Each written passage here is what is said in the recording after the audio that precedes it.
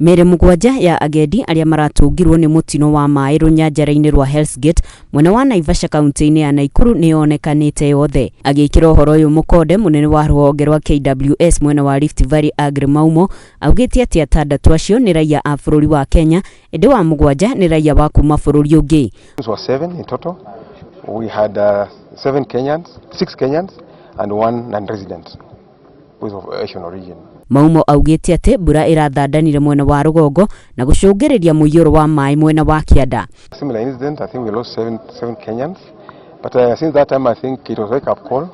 What we normally do is that we don't during rainy season the gorges are no gone on, but you know, like yesterday we didn't have rain there, but these are flashlights. It rained somewhere and it just came with that notice, and unfortunately that's what happened. Aria marahonokire gikuo ciarira mutino-ini ucio ni macakaite makiuga ati ona thengia wa gukorwo ni maretetie uteithio gutire uteithio maramukerire. I had my phone in my hand and I was able to call the guy at the reception desk where we paid the entry fee to go down, and we told him get this, and the guy next to me also shouted get tunabebwa na maji, and we thought rescue will come but nothing, and then next minute I see family going one after the other. The reason he started calling, call after call, so I panicked. I disconnected the call. I tried calling him, the network was not going through.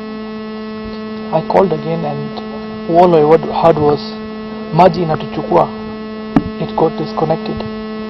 Tried calling, all the other numbers were all switched off. By the time I got home, my mom already had the information. My brother had called my mom, so he called Hell's Gate at the reception and informed about the incident. So they asked me for a few details, who are they, this and that. I said, my brother guys are stuck, can you find out?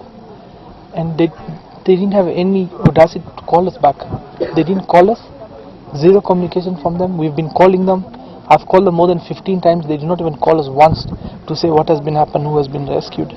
Hamwe na uguo KWS ni manyitiririe ati runyanjara ruu rutigukorwo rukihingwo. Close the gorge.